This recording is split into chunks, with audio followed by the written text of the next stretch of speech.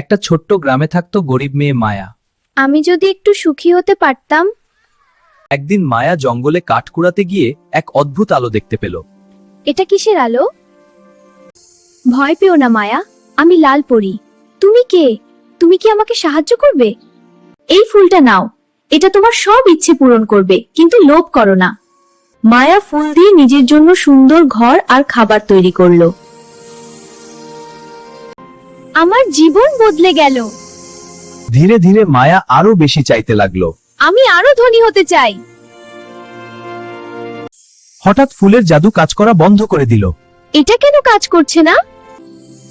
তুমি লোভ করেছো, তাই জাদু চলে গেছে। ভুল করেছি, আমি শুধু সুখী হতে চাই। মায়া নিজের পরিশ্রমে জীবন শুরু করলো আর সত্যিকারের সুখ পেল। লোভ নয়, পরিশ্রমই আসল জাদু। এই গল্পটা ভালো লাগলে লাইক, শেয়ার আর সাবস্ক্রাইব করতে ভুলবেন না।